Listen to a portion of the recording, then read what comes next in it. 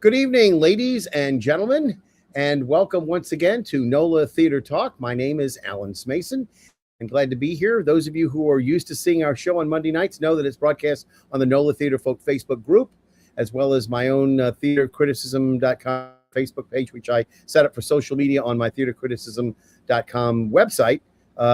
Basically, it's a Facebook page, though, and also on YouTube, so you can check it out. You can either look it up by my name or by the strange name that we started up with some time ago.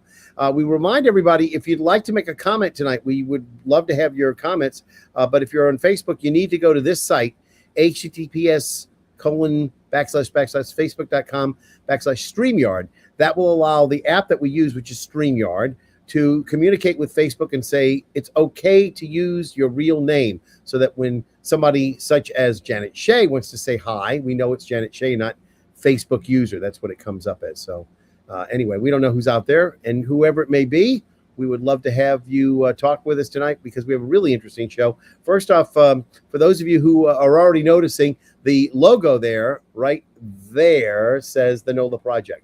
And that's correct. We are talking tonight about the NOLA Project and their latest, I guess you might say, outdoor venue, which is at the Best Off Sculpture Garden. And again, it's all about the seagull, or how to eat it. And again, a little bit of a take on Anton Chekhov's original The Seagull from 1896, with a new take on it by the playwright Gab Reisman. And Gab, I want to bring you in right off, because this is a project I'd like to know a little bit from whence it sprang. Was this something that that the NOLA Project approached you, AJ Williams approached you about doing, or was it something you suggested to them?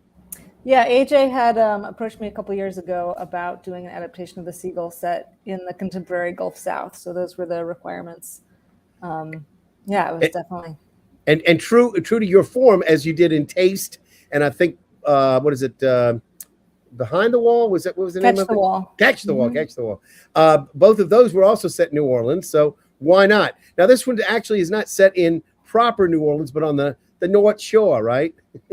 Yeah, I think I had wanted to set it like on a beach house, but the lake felt super critical to the piece, so it became Mandeville or outside of Mandeville, and I think it gave extra levels of wanting, because the folks who are kind of stuck in that land that's the state park, Fontainebleau, right next to Mandeville, would like to be in Mandeville, and the people in Mandeville want to be in New Orleans. The people in New Orleans want to be in New York. So sort of levels of wishing for something else.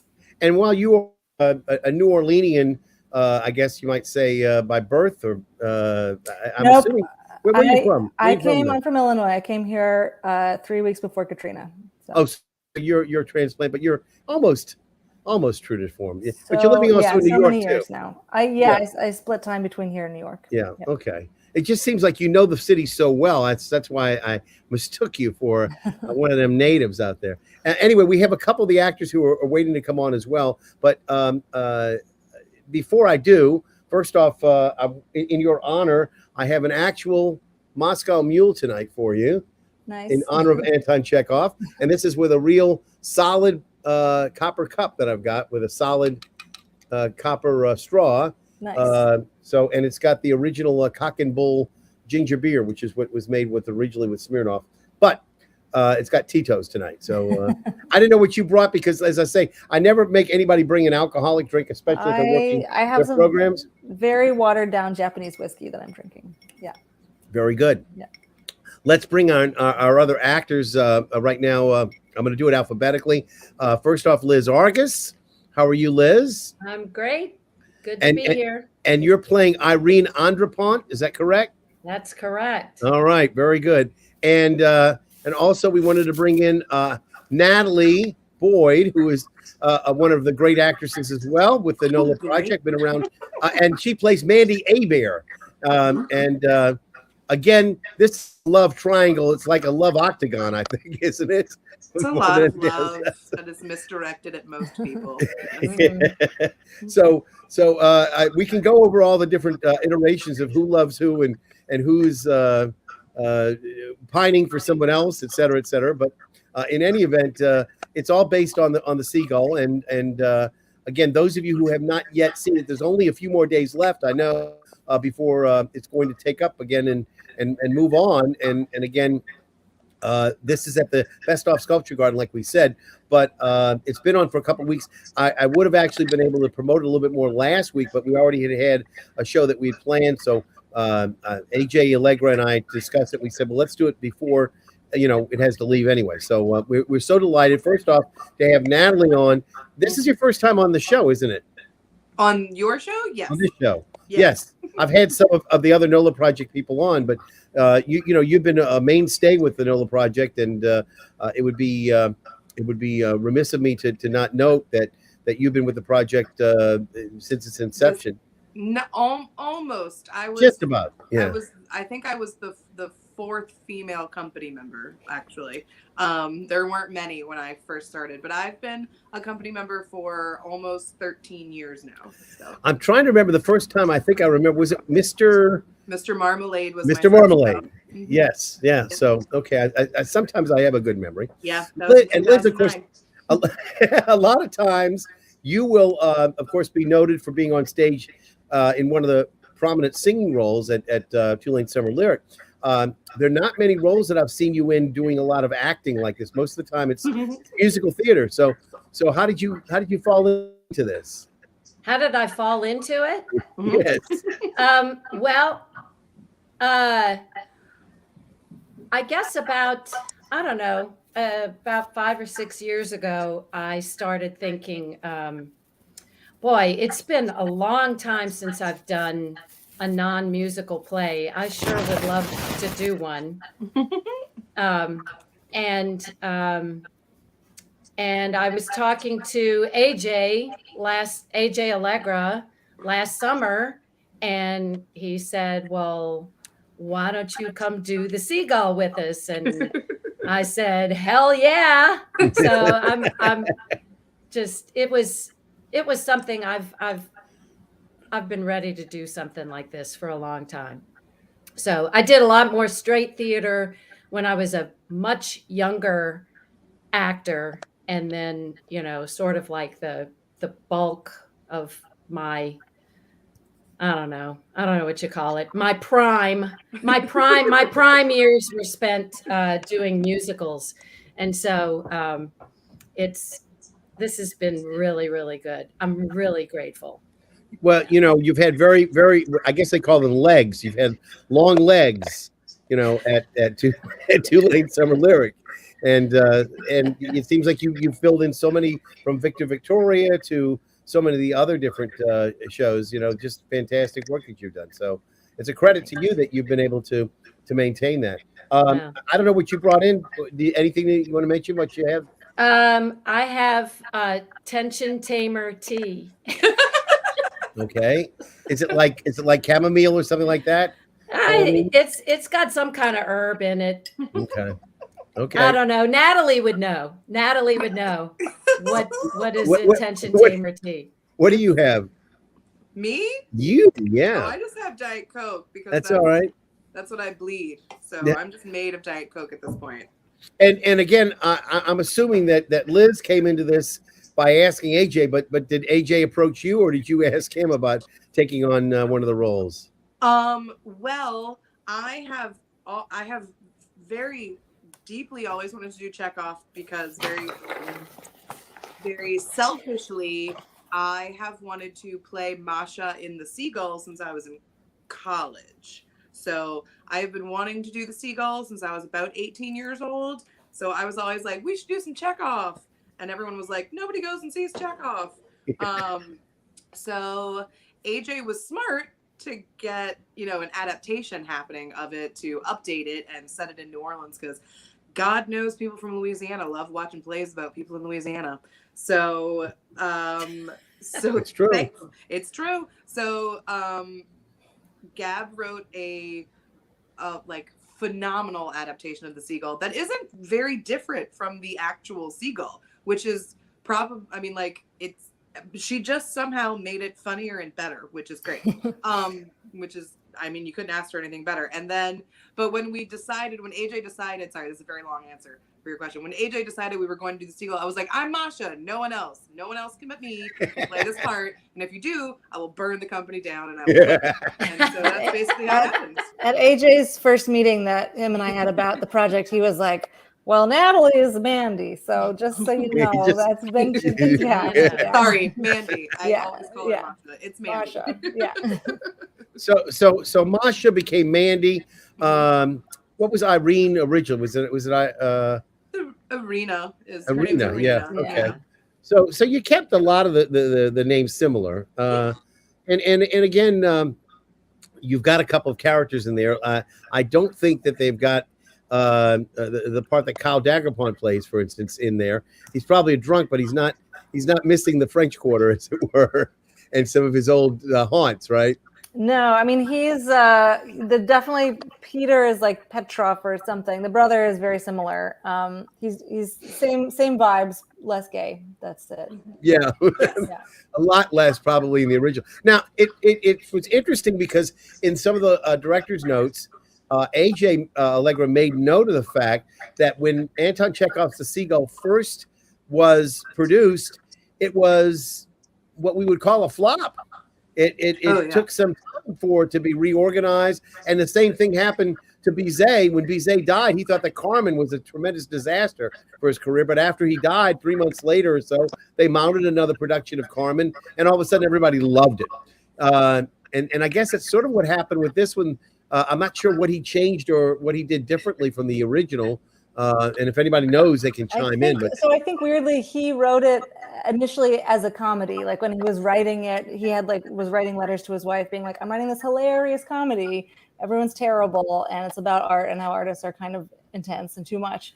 And then Stanislavski, his longtime collaborator, staged it as a drama. And so people loved it as a drama, but he had meant it. And I always thought of Chekhov as being like incredibly boring and dramatic and slow.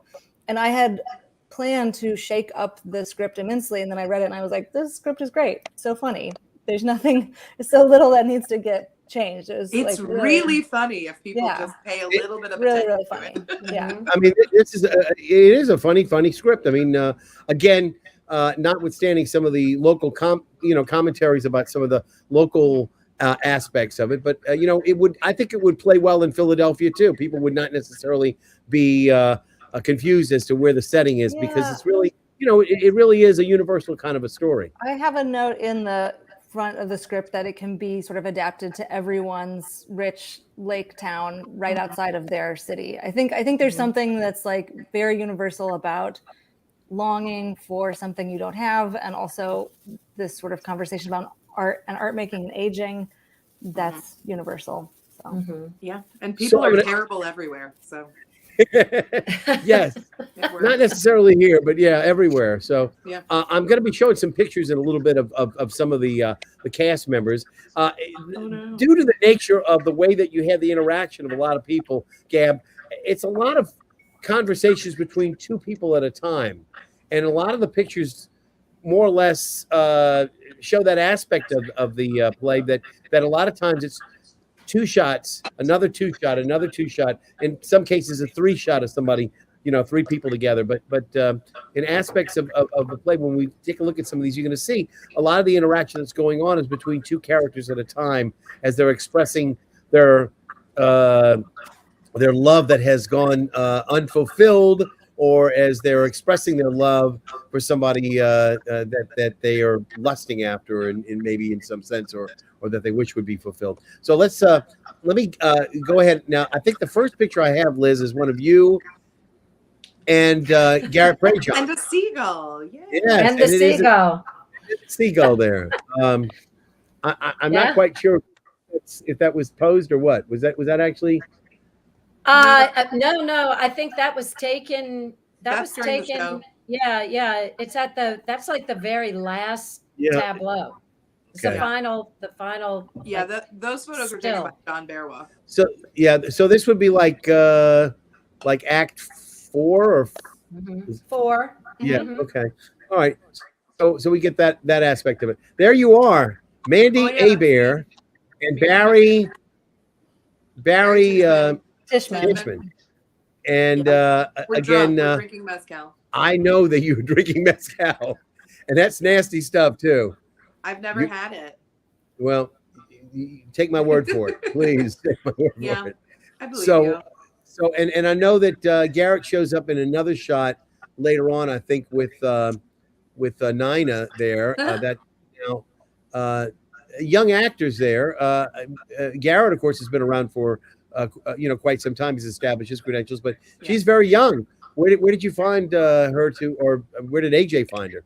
PJ Ruffins was in our season closer for last season. She was in Schoolgirls, or the African Mean Girls play that Tanaj Jackson directed for us. It was at Loyola. PJ was in that. She auditioned and she was at that show. She also goes to Loyola. So I think that's how you know PJ, right? Mm-hmm. So that's right. That's how she came around. That's fantastic. And again, that's her again with Ross Brill. Yep. Who plays Constantine Connie in this particular iteration, but the original Seagull would have been Constantine. And again, again, he's in love with her, and she's somewhat in love with him, but their love sort of fizzles a little bit. We don't give anything away if we can avoid it. But before it fizzles, he does produce a play. It's not really a play, right? We call it it's a time-based art piece. Yeah. Based art piece. Yes. And we're very emphatic about what it is. A time-based art piece. And I think, didn't you say something, Gab, that narratives went out in the 90s or something like that? Narrative died in the late 20th century. Yes. I thought that was wonderful. I have to say, opening night, I was watching this play next to two friends who their work is more live arty than it is like traditional theater. And they thought that the live art piece was hilarious. It was well received by folks that make that kind of work.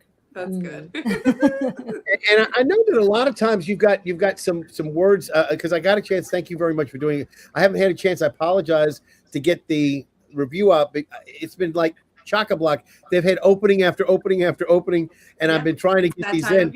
I mean, so I apologize. I will get it out before. I'm hoping the weekend, but I've been working on trying to get it done. But it's the next one on the block. But I went to see Leopoldstadt in New York now 3 weekends ago, and I haven't been able to write that one yet. I finally, got that. I got 1776 done. But so I am going to get to it. I promise. But you guys have priority. You're the next one out of the block. But it's been a week, and I've been trying to get to it. But every time I turn around, it's like I can't get any progress made on the review because it's another opening, another show. So I think I'll make that into a song. Again, some of the other actors there. That's a real Mandi, not Mandi Adria, but Mandi Zerkenbach. And then the doctor. I don't remember seeing her play anything before, but she was also very good. She plays the doctor. Basically, is keeping Peter alive, right? Yes. Yep. So let's see if I've got if I can get the shots of. I know he's somewhere in here. Well, that's another one of Liz and Ross. There's one up here. I'm trying to see where it is. What? You look like you're gonna eat him. You look crazy. I know. Well, you look like a cute little fox. I could. It's odd. I know I have one picture of Peter that was sent to me that with Kyle Andrepont. I just don't know where it is offhand. Okay. I think this might be it here. Is it? Yes. Yeah. And Carrie Armistead all on the right there. PJ, of course, on the left and there. And then Kyrie. Yeah. Mm-hmm. Yeah. Kyrie Armistead. I have to say that I didn't think that he and Mandi were destined for each other, but apparently, that's just if you stick with it, someone's bound to give in and give up. But of course, what this is. Of course, you don't treat them very well. I don't know what you're talking about. Yeah. Anyway, but again, those of you who have not yet seen this production, it's playing 7:30 every night, and they usually have food trucks that are out there. So if you're in case you get hungry, there's some kind of Trucks food. every night. There's a bar every night. And the bar's in the NOMA, right? So that's in New Orleans Museum of Art. It's just It's outside, outside. and yeah. It's just Okay. right, In the right sculpture by the garden. gate. And again, I'm just hoping that we get a few people to comment about what's going on. And again, anybody out there who wants to make a comment, Anyone out there? yes, anyone, please remind everybody if we'd like to see your name, to please go to the facebook.com link there and let StreamYard know that you're out there and that they'd like to use your name.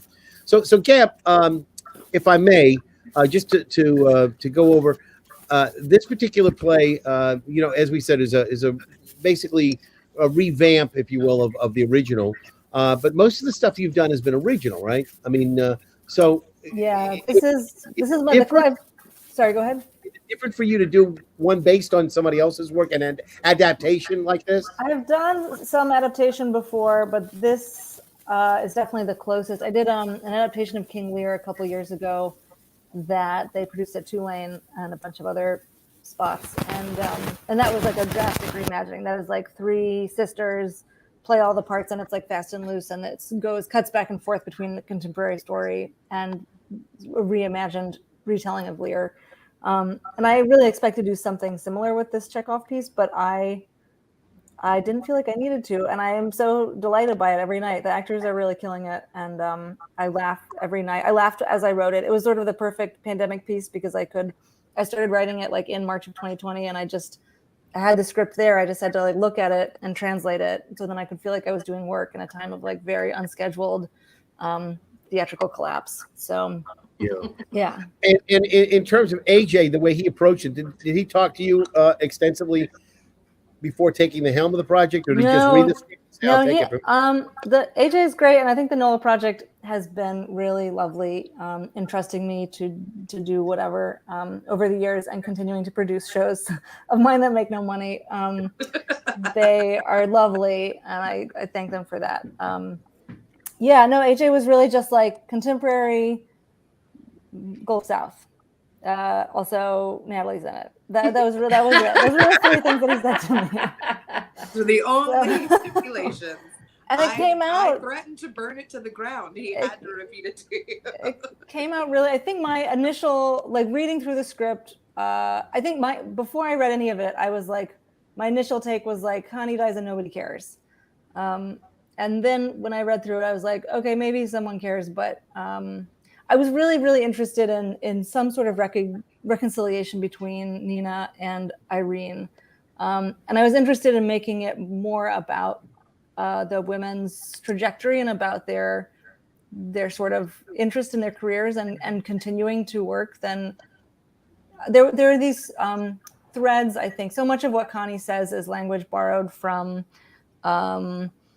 incel culture. There's a scene where he's like calling Nina Stacy and calling Barry Chad. There's a lot of sort of threads of like toxic masculinity and the danger of that and the danger of sort of like intense solipsism. And but I was really, really, the things that struck me about this and the things that surprised me about the piece while writing it are what folks say about art making and writing. Like I when Barry talks about how he's not really listening to anyone, he's just stealing ideas and skimming the world, and so he can sort of magpie it and put it in his scripts later or his books later. That was very much me, and that was something that existed in the original text, but it was so fun to pull it out and then rejigger it in my own language. So and again, I know when Connie first is talking to Nina about Barry, you're not going to like him. He's pompous. He's this. He's that. He's sort of a hack, and yet things happen. Yeah. I think I was really surprised in reading this how much I was delighted by these characters who are often very selfish. Like they're very selfish, but they're also compelling and funny and smart. And most characters in this play are super smart, and they care about what they do in a way that feels like you can root for them. I wanted to ask Liz about her character. Irene's supposed to be a famous actress, maybe not world famous, but famous to the point where somebody would see her on a TV show when you say, "Oh, I know who she is," right? Kind of a thing. Somebody who maybe has done some Broadway, you know, but maybe not a lot of big films where she'd be above the title or something like that. She'd be featured. I mean, Liz, do you have like an actor that you like used as like your example of your level of fame? Sorry, I interrupted. No, I'm about to I'm curious if she had anyone. Or Gab, did you have an idea? Like, do you have an idea for this be?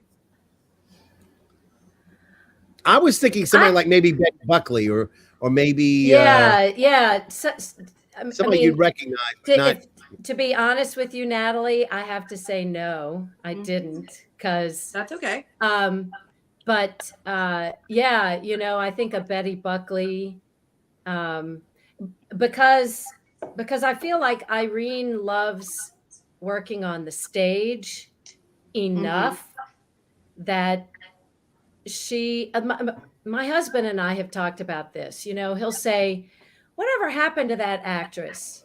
You, you just don't hear about her anymore." And I say, "John, she's working. She's on stage. She's working on stage. That's why you have no idea who she is." I think you're like, but she's working, you know. And so I feel like Irene loves the work so much that it's okay that she's not, you know, a household name. And I also know enough about celebrity, not from my own experience, but from books I've read about some of the kind of stalking problems that celebrities have.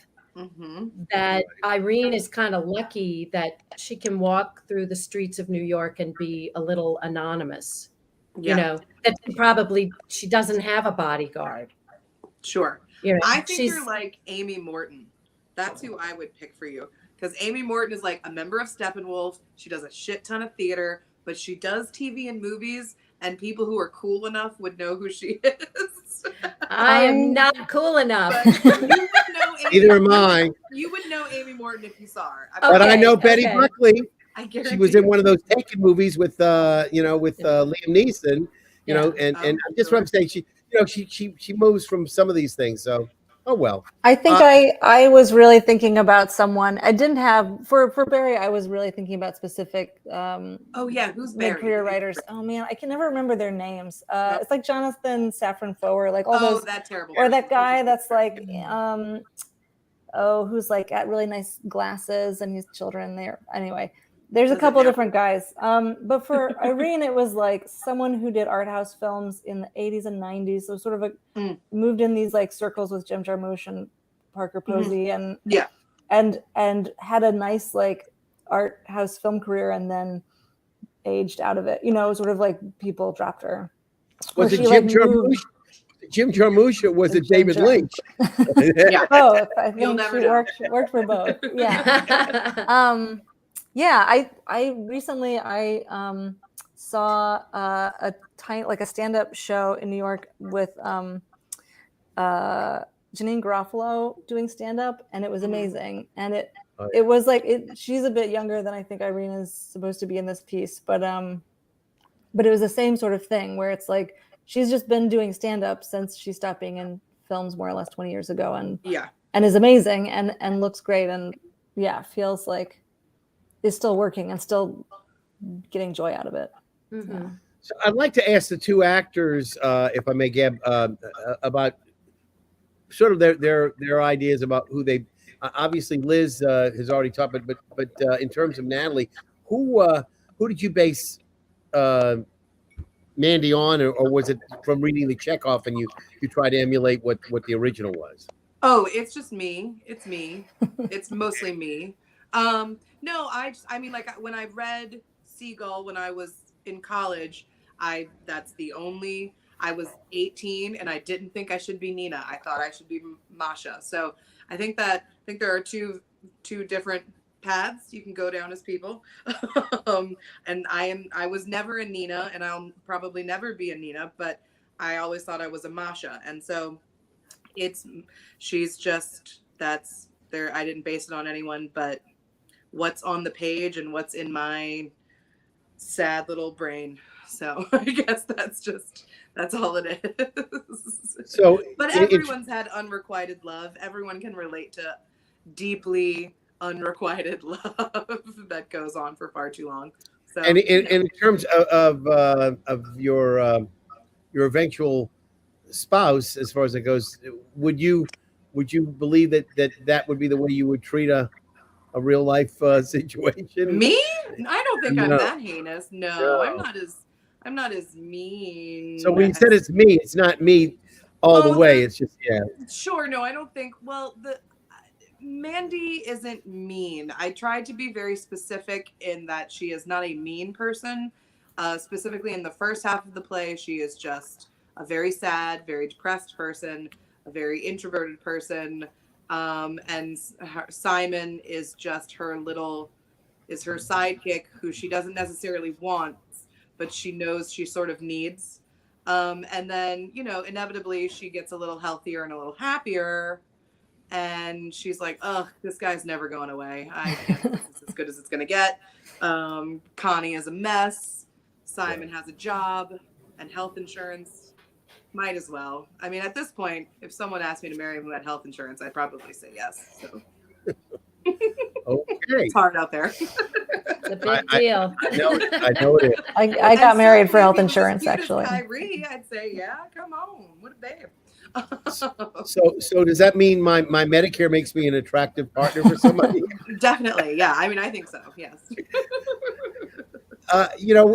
Again, anybody who's joining us now, we're talking with Gab Reisman, the playwright. We're talking with the two actors, Natalie Boyd and Liz Argus, who are with us tonight from the Seagull, or How to Eat It. And Gab, the title, what was that all about? Yeah, I in grad school, I think I had a teacher, Kirkland, who talked about how to teach an audience how to eat a play. And you sort of have to train them how to eat the piece in the first 10 to 15 minutes of the show. Irene says something similar after this play within a play, or live time-based art piece within a play, about don't teach me, don't tell me how to eat it. Just let me see the work as I'm going to see the work. And in which she means don't be so didactic about the work you make. Right. Don't do finger wagging. Well, it's a very smart piece. I mean, not I would have said that whether you were in the room or not, but it really is very, very funny. It's very smart, contemporary. It speaks to audiences, and I'm hoping that more people. How are we doing in terms of audiences? I know at one point we were looking to get. We some more can tickets. always sell more tickets. More and more. People are coming. Yeah. So people should not be put off by the fact. People away in the garden. The garden is Okay. giant. We have room for and again, you get tickets through the NOLA site. You can go to if you go to nolaproject.com/Seagull. That is the tickets. So yes, Gotcha. that's the way. I'm gonna make up a banner for that, so we can put that up in just a little bit. Yes. There's many levels of ticketing, and the prices are all different. And if ticket prices are really hard for you, we have $10 rush tickets every night of the show, 10 minutes before the show starts. Okay, so there you go. You have no reason not to see the Seagull or How to Eat It. You've got it.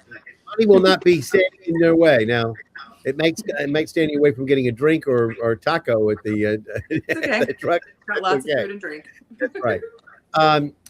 Gab, I wanted to ask you. Again, I'm not quite sure when you did Taste. I'm thinking that was post Katrina, so it had to be somewhere around 2008. That was 2009, 10. Yeah, I think it went up first in 9 and then came back in 10. And it was such an interesting piece. I mean, for those of you who didn't get to see it, the audience actually got to sample what this cook was making in the kitchen during the play. And it was a novel idea. I don't know. It probably cost more to put out the food than some of the other items. That was also NOLA Project Commission. And I think it was designed, the parameters were just build something for us that we can be in. I don't know. That was pretty much my memory of it. I do actually think AJ requested that he take beers in and out of his pants. Out of his pants. Yeah, that was something I think I asked folks who were going to be in it. And he wanted to wear a wanted. fake mustache. too. Right. Yes. So there were things like that that were requested by the actors. That, yeah. They still have one of the best assassins on the books that I've seen, and Natalie, you were involved with that as well. I mean, fabulous, shows that they've done through their. And I actually I can't cooked believe- some of the food for taste. 18 years, is that right? Is Yeah. this the 18th season? Is that right? 18th season, yes. Oh my goodness! I mean, We're finally adults. yes, I was going to say you all were the young Turks on the scene, and I don't know, the middle-aged Turks now, maybe. Now But we're all almost The 40. Turks with babies. Liz, Yes. that makes us seem to be a little bit older, but Yeah, well, that's okay. That's I- okay. I'm fine playing this role. yes. Yeah, I told AJ, I said, look, anytime you need an old broad, just give me a call. I'll be your old broad. A So, woman of a certain age. woman of a certain age. Now, as far as Catch the Wall, is that going to ever be done again? No. Or is that Never. Definitely never. No, that show is buried. But yeah, I mean, I hope the NOLA project also produced Flood City, which Flood City was fantastic. Yeah, The front page of what American theater. American Yeah. Theater. Ian Yeah. Hawke with a big pipe stuck through his head, as I Yeah. recall. Yeah, and that So had they a Flood, right? That was about the Johnstown flood, but it was something that I was writing around the 10-year anniversary of Katrina to sort of parse apart Common ideas experience.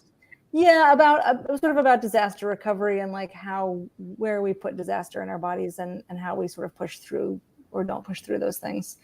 But funny, as always. And that had a second production in DC after NOLA Project did it. And that's a show that I would love to see come back again. That's something that I believe in and I think should have a longer, bigger life. So. I seem to remember Amy Alvarez was associated with that one as well. She was a nurse. Yeah. Yes, yeah, trying to take care of that pipe in Enoch's head. Yeah. You're based in New York now, and I know you have to keep some of the projects you have secret. But is there anything that you can talk about that you have coming up?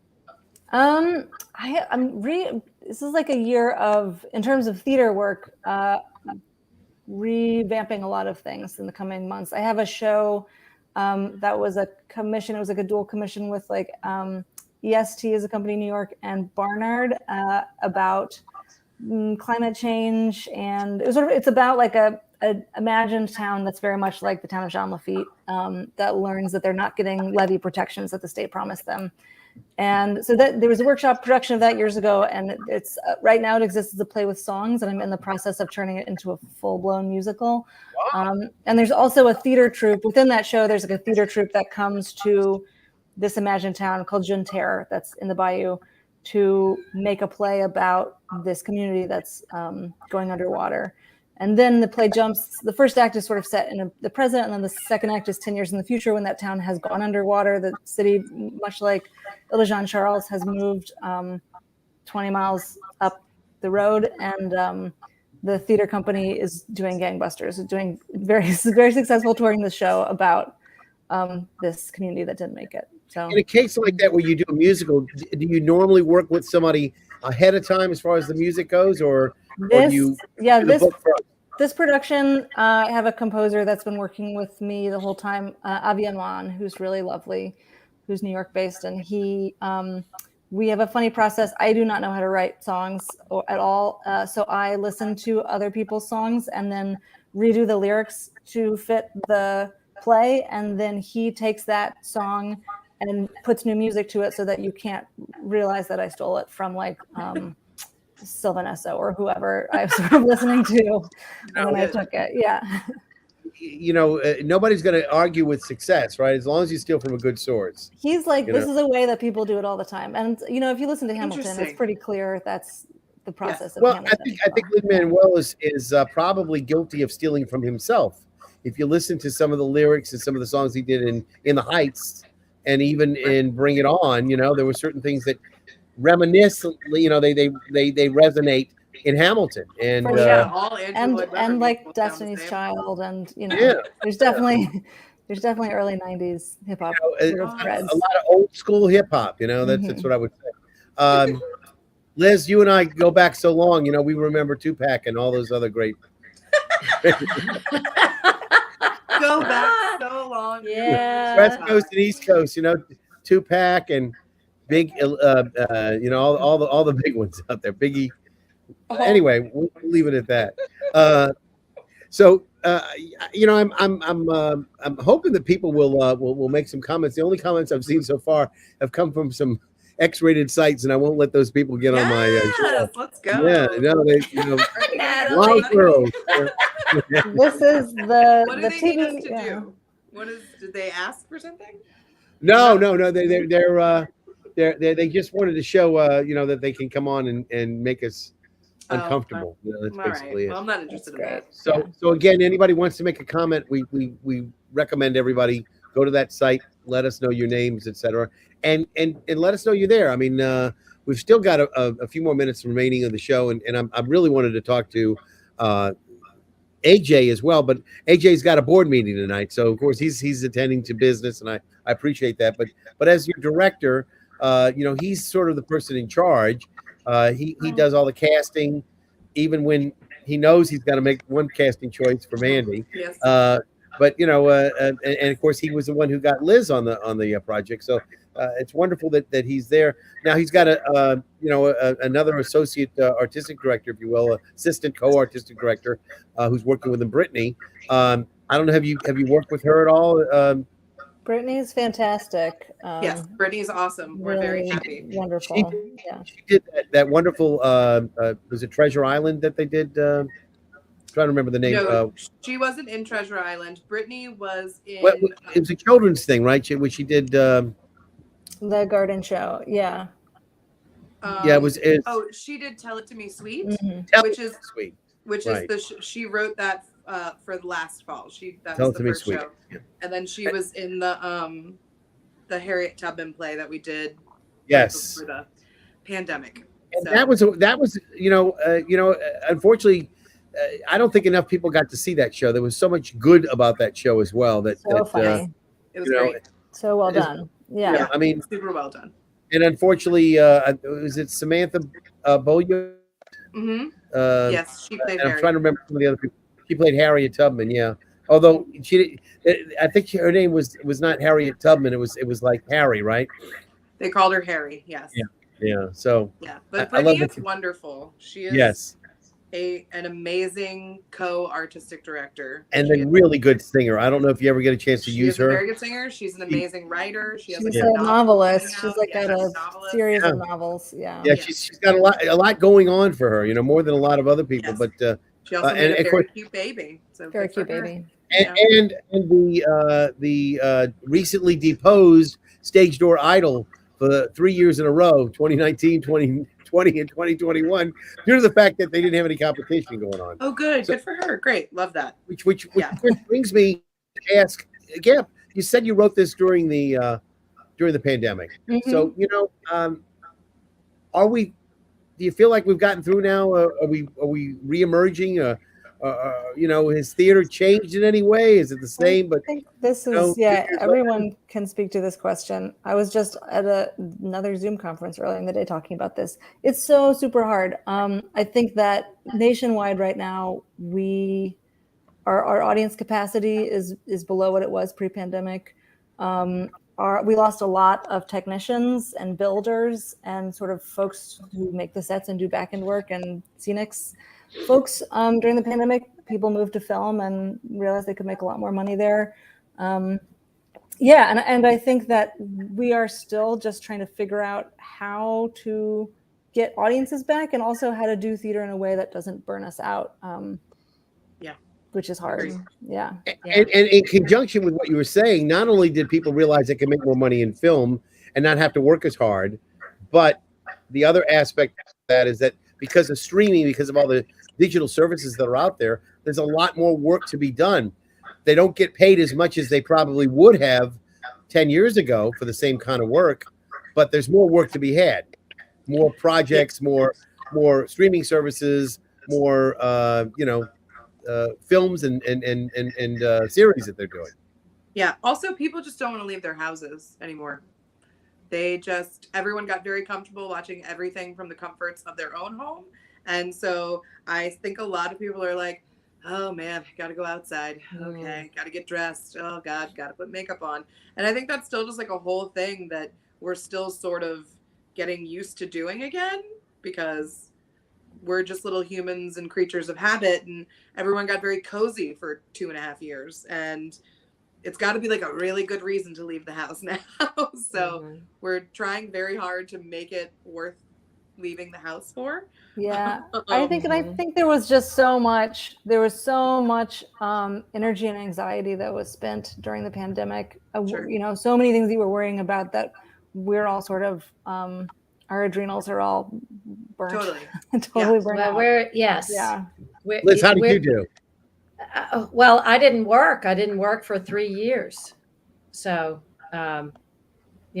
so this summer was the first time I worked since the summer of 2019. Yeah.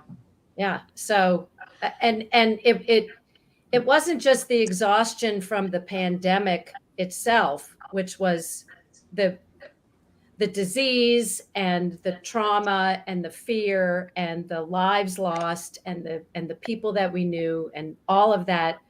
That was part of it. But it's also all the other trauma that we have had to deal with in the United States for the last 5 or 6 years. Yeah. And it just kind of came to a head during the pandemic. And I think Natalie's probably right. People are just reluctant to. People are exhausted, and so I mean, I have a lot of members of my family are teachers. There are a lot of teachers in my family, and that is an absolutely traumatized, exhausted profession, and trying to get my relatives who are teachers to come out on the weekend and see a play is hard because, Well, but this is our challenge. Right. We will get through this. It takes a lot of stamina to last.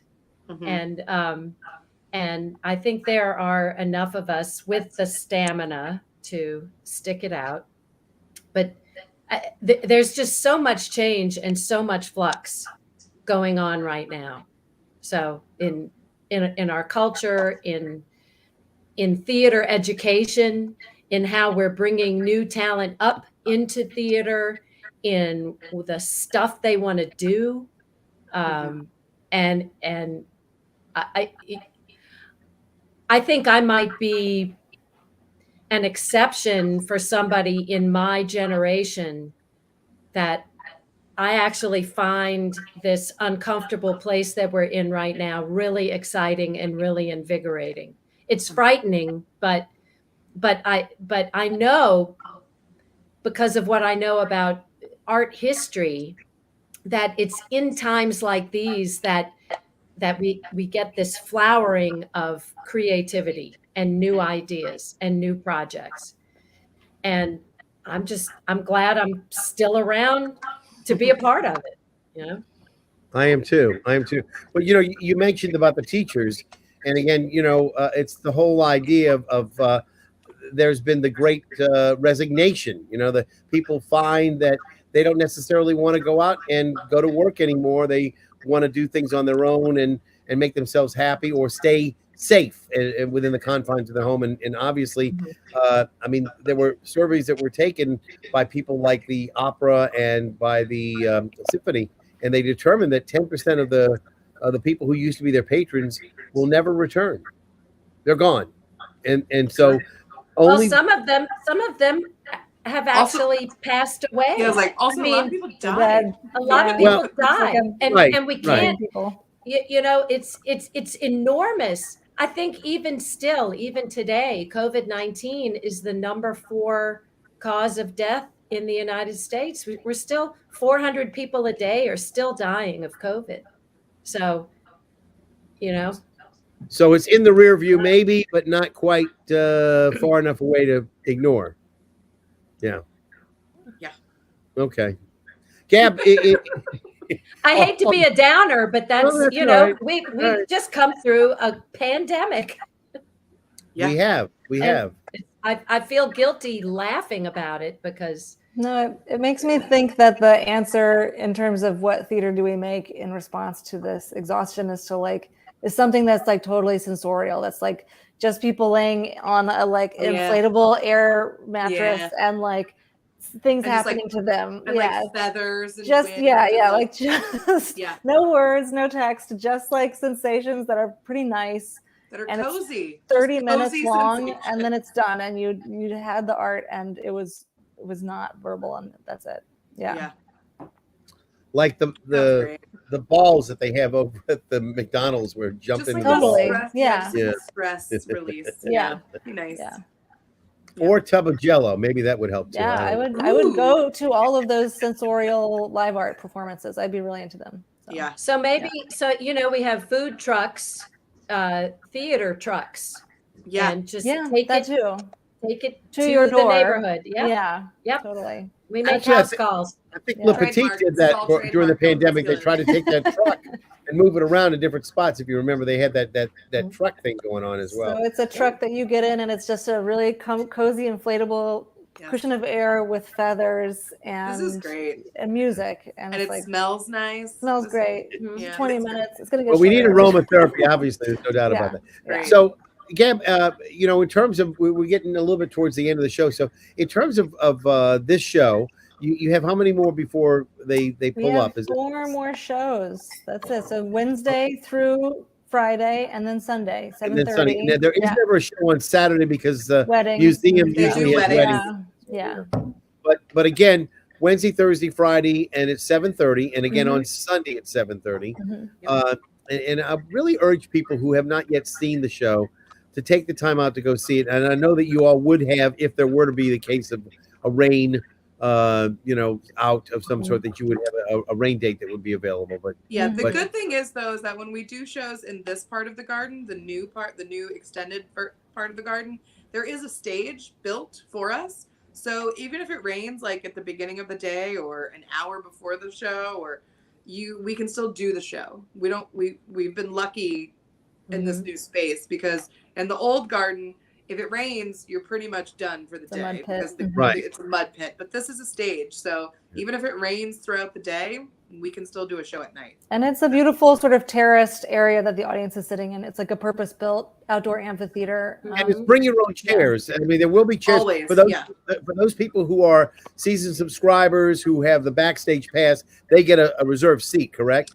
If they buy the fancy tickets, yes. Yes, but those of us who maybe not have bought the fancy tickets, but you know, going to see it on our own, you know, want to buy a ticket, you just bring your chair or your blanket, and you know, bring a good time, and you'll have a great experience. I know it's that a great evening of theater. Yes. Yeah, I mean, and how often do you get a chance to really, you know, chill like that in a theater performance where you're not in a chair that's stiff or, you know, it's not rocking or whatever. You can really have a good time. The air is nice and cool and crisp, and the only thing you might have to bring is some occasional bug spray, maybe, you know. So but it's really beautiful in the garden. We're in pretty perfect weather-wise, and it's a funny show. It's sort of like it isn't a half hour laying on a little air cushion, but it is a 2 hours of laying in the grass with a drink and a snack and laughing, which is and just laughing at ridiculous people. Yeah.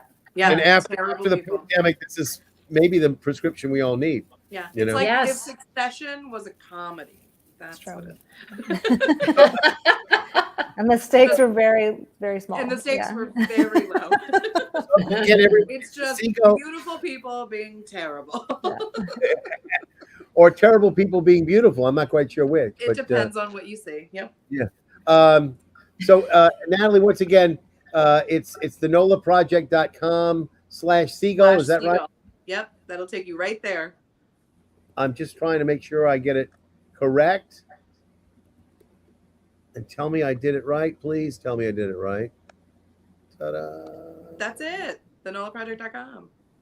Is it? I think it's just NOLA Project, right? Is it? Oh, is it I thought it was, different? Is there two addresses? Maybe I don't know. You know what? Maybe not. Maybe, like I said, I'll change it immediately because I know they call them the project. So hide it and edit. I'll just get rid of the "the." It is called the NOLA Project, but on the website you're saying it's Yeah. totally NOLA Let's Project. see. NOLA Project. Just All right. nolaproject.com. All right, let's try it now. That's the wrong Yes, one. But it is. It is NOLA. Yeah, there you go. Yes. That's right. nolaproject.com/Seagull. All right. Did it. So I fixed it. Hopefully everybody will be able to go. I really want to thank all of you for being here tonight. You know, it's one of those things that it's hard to get actors. It's their night off, and I know how important it is to get your rest and to talk. This has been a real burden. So I'm sorry. Awful. And I'm going to ask you, Natalie, if you wouldn't mind thinking, and you too, Liz, about maybe coming back and talking about some of your other work that you've done in the past, and maybe have an opportunity to talk about what you're going to be doing moving forward, and sure. That'd be great. I mean, When I find out. But yeah, I have nothing to do after this. So I remember there was one show you did, Natalie, on. It was on Aretha Castle Haley Boulevard. It had to do with an angel of some sort. Yes, that was the James Bartell one-person show he wrote called She Remembers. And it was I amazing. Played an angel with amnesia named Agatha. Yes. It was amazing. And I don't know. All these James sorts, Bartell. and James, by the way, was, and you will know this, Gab, because I know that you were in Louisville at the Humana Festival with Alex Ates. Alex is now teaching at a college or something in Alabama, and James Bartell was there. Pennsylvania, yeah. Pennsylvania. Is it Pennsylvania? Yeah. Okay. He was teaching the students like last week about what he does and whatever. I thought it was just a wonderful connection there. And I know there was a picture that I had of you, Jonathan Barbanel, who at that time was the past chairman of the American Theater Critics Association, and Alex on the sofa. And I just made Sazeracs for all three of you. Right, yeah. 2014, we were getting ready to have a push to go to New Orleans for the Theater Critics Conference, which we had in 2015. And I was so happy to have you and Alex there take part. And I know that was an and again, as far as we never know how transitory things are. The Humana Festival was in business for more than 40 years, and they are no more. They may come back. I have heard Robert Barry Fleming said, depending on sponsorship, it's not off the table. It's just about can they get the money? Before the theater shutdown, I had a show at Humana that we had one performance of, and then it was like the end. But I really hope that festival comes back again, because it was such a great time for everyone, and the work was really awesome. And they used to be great for doing new plays, and again for women playwrights, they had a women's playwright prize. I think it was the Rose Prize. Is that right? That was here. The Southern Rep had fronted it. The Ruby Bridges Prize was for female playwrights of color.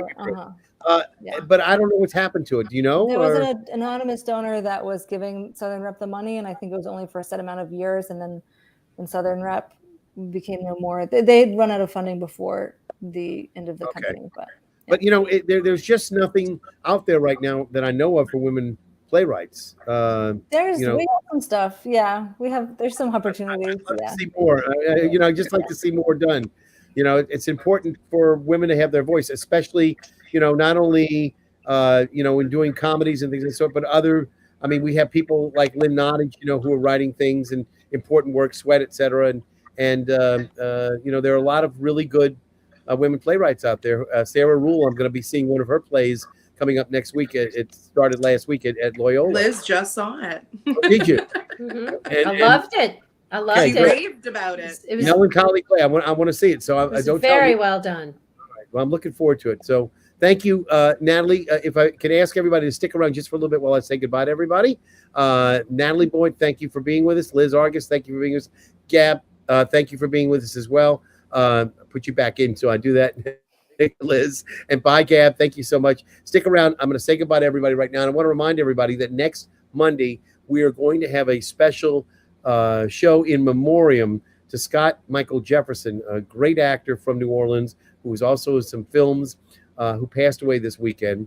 And we're going to have some of his friends and past colleagues, past castmates, come on the show next Monday and reminisce about his work.